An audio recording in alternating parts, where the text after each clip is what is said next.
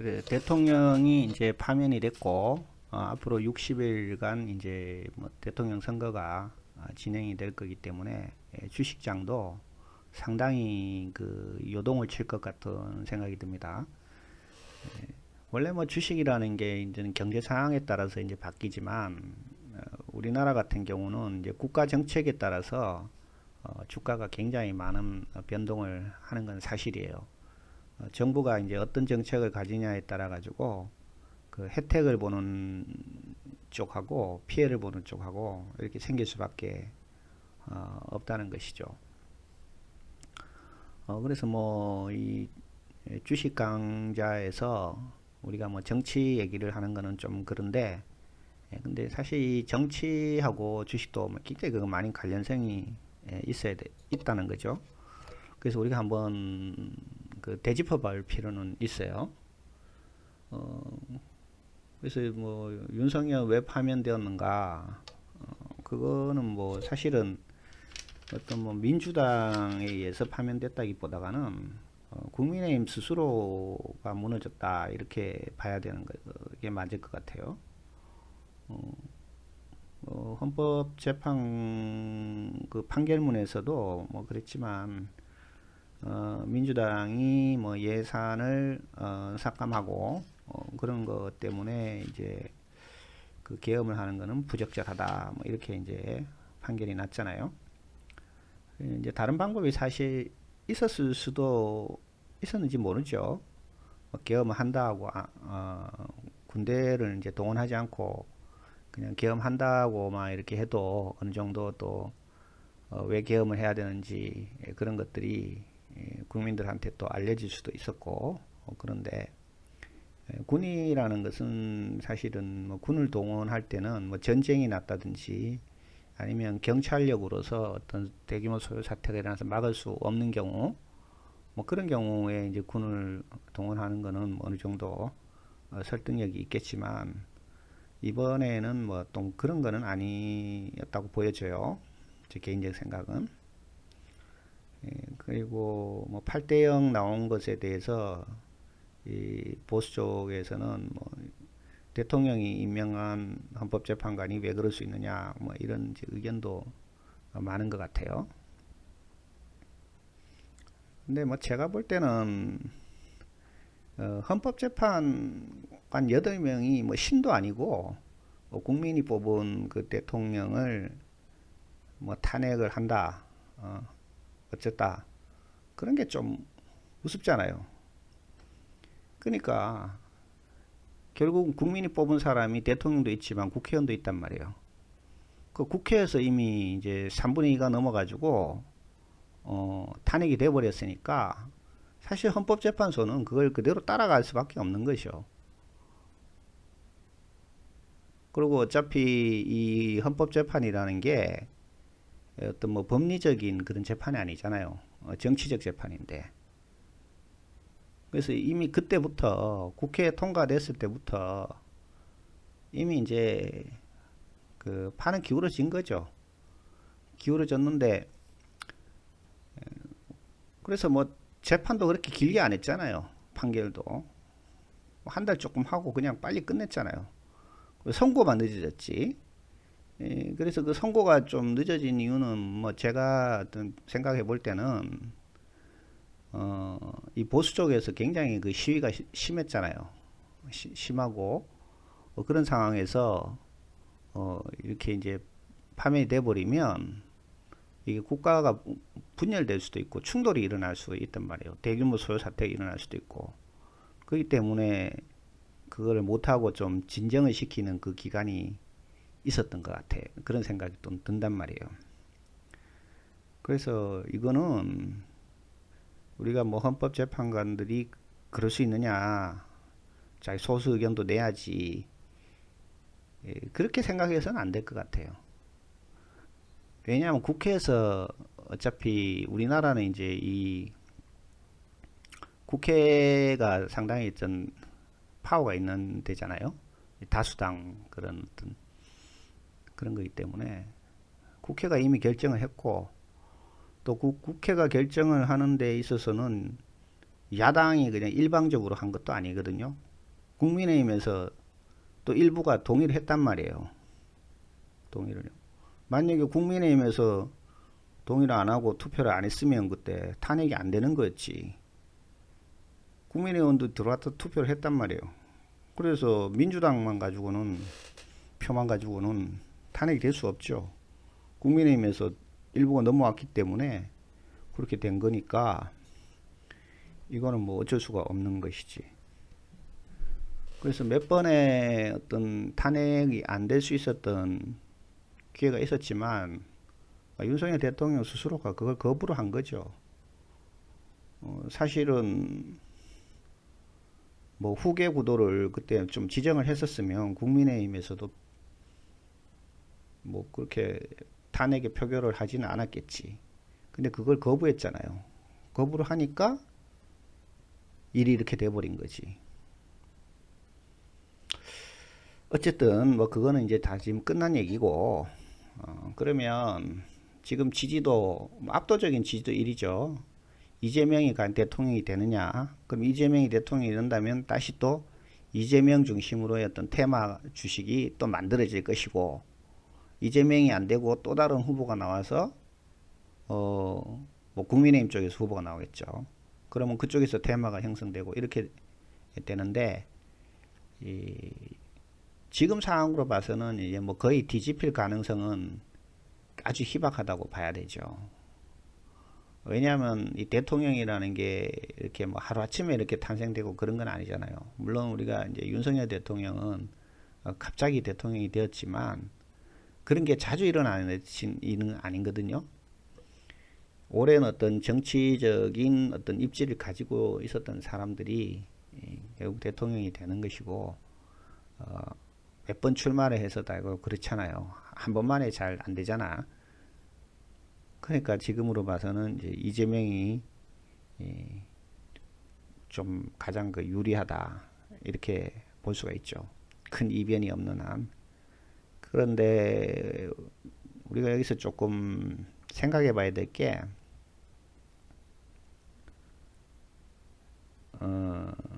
윤석열이 있을 때의 그 여론조사하고 윤석열이 없을 때 여론조사는 전 좀 달라질 거라는 생각이 들거든요.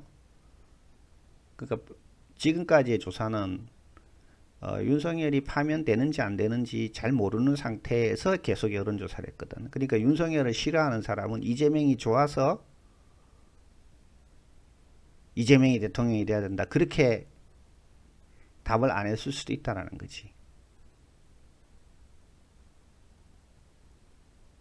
그러니까 윤석열이 없어진 상태에서 이재명이 대통령이 돼야 되는가에 대한 조사를 해보면 있을 때보다는 지지도가 좀 떨어질 거라는 생각이 좀 든단 말이죠. 그래서 이 민주당도 뭐 이제 대통령은 뭐 따놓은 당상이다 그렇게 생각했다가는 안 된다는 거지. 이게 지난번 표도 대선 때도 보지만 거의 이 대선이라는 게 1% 싸움이거든요. 1%. 압도적인 차이가 안 난다는 거지. 뭐 1%라도 그게 이제 유권자가 많으니까 표 차이는 크지만은 실제로는 그 비율로 따지면 그렇게 큰 차이가 안 난다는 거죠.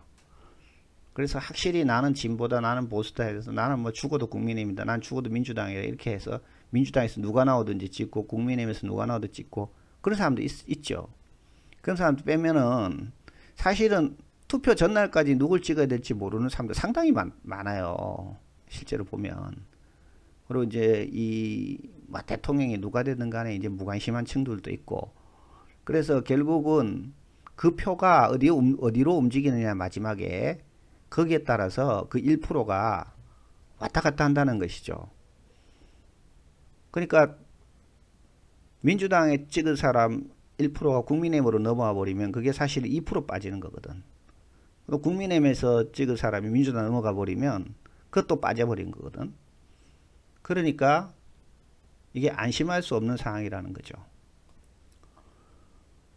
그래서 이제 뭐 큰 변수에 따라서 좀 달라질 수는 있지만, 이게 지금 지난번 총선에서도 이제 민주당이 이제 다수당을 차지했고, 뭐 또 윤석열의 어떤 대통령 지지도가 계속 30% 밑으로 떨어져 있었잖아요. 떨어져 있었는데, 그런 것들이 결국 이제 탄핵의 어떤 밑거름이 된 거는 사실이에요. 대통령 지지도 계속 한 50%를 유지했었으면 이런 일이 일어날 수는 있겠습니까? 아니죠. 할 수도 없고, 또 그렇게 지지도가 높은데 뭐 민주당에서 뭐 예산은 무조건 반대하고 그렇게 할 수는 없단 말이에요. 그럼 국민들이 또 들고 일어나니까. 그러니까 이런 이제 모든 게 어떤 복합적으로 된 거지. 누구 때문에 안 됐다. 누가 배신해서 안 됐다. 그렇게 볼 수는 없어요. 제가 볼 때. 그거는 우선에 화가 나고 그러니까 그 대상을 잡아야 되니까 배신자 누구냐 뭐 이렇게 하지만 결국 국민들이 선택한 거거든요. 국민들이 선택한 거고, 또 왜 국민들이 그렇게 선택했냐는 것을 따지고 보면 뭔가 정책이라든지 정치적인 어떤 그 실패가 있었다는 거죠. 그런 것들이 종합적으로 나타난 것이다. 이렇게 이제 이해를 해야 되고요. 뭐 자꾸 이 사설이 길어지는데 이게 뭐 정치 유튜브가 아니기 때문에 일단 그러면 다시 주식 쪽으로 넘어가서 얘기를 해보면, 일단 이제 오늘은 이제 지금 시리즈로 계속 좀 할 생각인데, 오늘은 첫 번째로 이재명의 어떤 정책 관련 주식이 뭐냐라는 거, 그거 한번 짚어보자는 거지. 일단 이재명이 대통령이 된다고 가정했을 때 지금 상황은 제일 유력하니까, 그죠? 또 뭐 중간에 이제 또 상황이 바뀌면 또 다른 후보에 대해서 또 대선 테마주가 나올 것이고, 그럼 그때 가서 한번 또 얘기를 해볼까 합니다. 그래서 오늘은 이재명의 어떤 테마주, 그래서 지금 뭐 이재명 테마주라서 열 몇 개씩 이렇게 막 해서 어저께 아침까지 막 급등했죠. 그저께도 거의 상한가 나왔고, 어제 그 판결하는 날 아침까지도 급등을 하다가 판결이 나고부터 빠지기 시작했죠. 그죠? 제가 얘기를 했잖아요. 재료가 소멸된다고. 윤석열이 탄핵이 저희 파면이 되든 안 되든 재료는 소멸되기 때문에 그 전에 팔아야 된다. 이렇게 얘기를 했죠. 그래서 쭉 빠져버렸죠. 빠져버렸고, 이 월요일 날도 오르지를 못할 거예요. 제가 볼 때. 이미 이제 큰 세력들이 그걸 매집을 했고, 아직 이재명이 이제 대통령 유력하니까, 사람들이 또 사는 사람이 있단 말이에요. 그게 빠지니까, 가격이 떨어지니까. 근데 세력들은 그걸 이제 팔아먹기 시작하는 거죠. 쭉 팔아먹고, 또 새로운 테마를 만들어요. 지금 이재명 테마주라는 것들이 보면 참 웃기지도 않는 거지. 따지고 보면 뭐 이재명이 안동이니까 사장이 안동 사람, 뭐 이재명이 중앙대를 나왔으니까 사장이 중앙대인 사람, 이게 막 테마주인 거야. 그럼 말도 안 되는 거지, 어떻게 보면. 그러니까 밑에서부터 매집을 해가지고 그게 테마다. 그게 이제 앞으로 대통령이 되면 그 기업들이 수혜를 볼 것이다. 뭐 이런 거지. 그러니까 그거는 그냥 잠깐 해먹고 가는 거죠. 우리가 큰 돈을 뭐 그런데 뭐 암호화폐 사는 것도 아니고 그런데 할 일은 없죠. 그런데 이제 그 대통령의 어떤 공약이라든지, 지금 선거가 시작되면 공약을 전부 낼 거란 말이에요. 그러면 그 공약이 나오면 그 공약과 관련된 주식들이 움직일 수밖에 없어요. 움직일 수밖에. 그러니까 지금은 이재명의 입을 봐야 되는 거지. 무슨 말 하느냐. 거기에 따라서 주식도 출렁출렁 한다는 거지. 그 관련되는 것이. 그 첫 번째 보면 지난 대선 때 이재명이 낸 그 공약이 그 핵심 되는 게 결국 기본소득, 기본주택 뭐 이런 거잖아요. 기본 시리즈잖아요. 그죠? 기본 시리즈. 그래서 그 기본 시리즈가 사실은 별로 안 먹혀 들어갔어요. 인기가 별로 없었어. 그래서 어째 보면은 이 기본 시리즈 때문에 대통령이 안 됐을 수도 있어요. 그게. 또 이거 할 거냐는 거지. 이 기본 시리즈를 이번 대선 때. 이건 제가 볼 때 안 할 거라고 봐요. 그 안 한다고 보는 그 근거는 뭐냐면 아까도 얘기했지만 대선이라는 것이 이게 1% 싸움일 수가 있기 때문에 이 민주당 지지층 즉 진보 진영에 있는 사람들 표만 가지고는 당선이 될 수가 없어요. 어차피 우리나라 국민들은 진보보다 보수가 좀 많습니다. 많아요. 그러니까 진보인 척 하는 사람도 많은 거지. 실제로는 진보수면서. 그러니까 그 사람도 표를 찍을 때는 보수 찍는다니까 또. 그러니까 가짜 진보가 많아요 또. 우리 뭐 수박이란 말 많이 하듯이. 그 어째 보면은 스윙보드지, 기회주의자지. 그런 사람들은 이제 대세를 그냥 따라가 버리는 거지. 아 이번에 민주당이 될 것 같으면 민주당 쪽으로 하고, 국민의힘이 될 것 같으면 국민의힘으로 가고.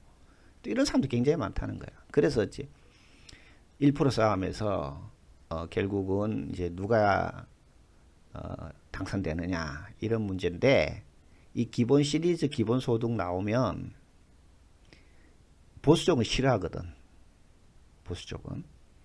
이러면 오히려 보수 쪽이 똘똘 뭉쳐버리는 이 문제가 생긴단 말이에요. 그래서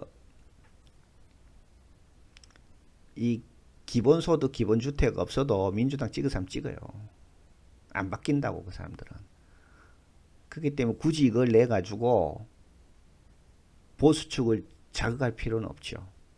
그래서 근데 어쨌든 지금 집값이 너무 올라가지고 청년들이 뭐 결혼도 못하고 지금 그냥 심각한 문제잖아요. 특히 이게 수도권에 막 밀집돼 있는데 수도권에 거의 일자리가 많으니까 청년들이 수도권으로 갈 수밖에 없어요. 우리는 이제 이 지방 분권화가 완전히 뭐 안 되잖아요. 제대로 전부 수도권 집중화로 계속 가버려 가지고 일자리가 수도권에 있는데 청년들이 수도권에 가야지. 수도권에 집이 없어. 집이. 그래서 이거를 어떤 변형된 주식으로 정책으로 바꿀 거라는 생각은 들어요. 그래서 그때 뭐 역세권에서 이제 임대주택, 청년 임대주택을 짓겠다. 청년 임대주택을 짓겠다. 뭐 이런 쪽으로 정책을 한번 유지할 적이 있었는데 그런 쪽으로 좀 변화를 시킬 거예요. 막 기본이라는 이런 말 안 쓰고 기본이라는 거 이게 거부감을 주는 거니까. 그래서 청년주택을 이제 많이 보급을 하겠다. 그거는 이재명이 전에부터 계속 얘기했던 거거든요. 역세권 그러니까 막 변두리에다가 주택 지어봐야 그 출퇴근을 할 수가 없거든. 그러니까 지하철역 근처에다가 지어야 돼요. 그런 거를 이제 많이 공급을 하고 그 국가가 하면 얼마든지 할 수 있거든요. 그러면은 이제 싼 가격에 이걸 이제 공급해주고 그렇게 하면은 이 보수 쪽의 표도 많이 얻고 그렇다고 이게 뭐 진보 쪽에서 반대할 이유 전혀 없잖아요. 특히 지금 2030 쪽이 이번에 저기 윤석열 쪽으로 많이 남자들 쪽에 좀 움직였죠. 그거 뭐 군인들 막 월급 올려주고 그러니까 그런 것도 많이 영향이 있죠. 그러니까 주택 쪽은 아마 그런 식으로 바뀌니까